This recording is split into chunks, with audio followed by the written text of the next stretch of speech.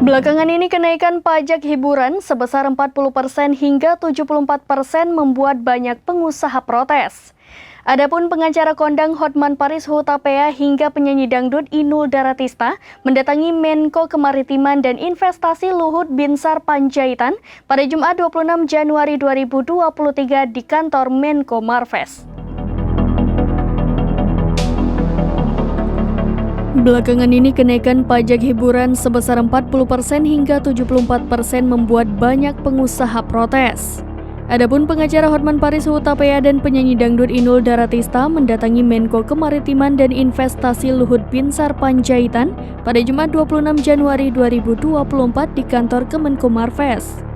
Dalam pertemuan tersebut, Hotman mengatakan kebijakan tarif hiburan yang naik hingga 40% sampai 75% sesuai dengan Undang-Undang Nomor 1 Tahun 2022 dinilai tidak masuk akal.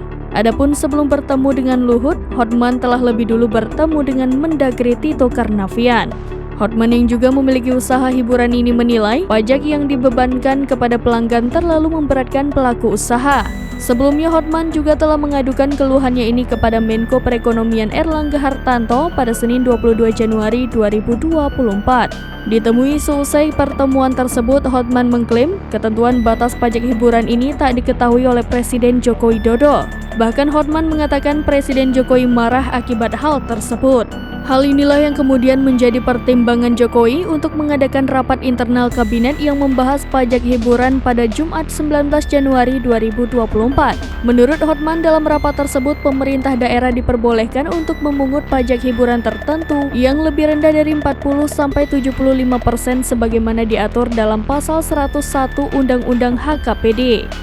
Untuk diketahui, pasal tersebut mengatur kewenangan pemerintah daerah untuk memberikan insentif bagi para pelaku usaha berupa pengurangan, keringanan, dan pembebasan atau pengurangan pokok pajak.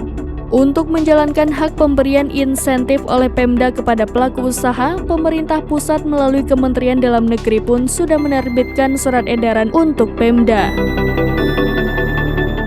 Demikian informasi terkini, Syedara Lun, saksikan terus berita lainnya di kanal YouTube Serambi News, website dan Facebook serambinews.com. Download Tribun X sekarang, menghadirkan lokal menjadi Indonesia.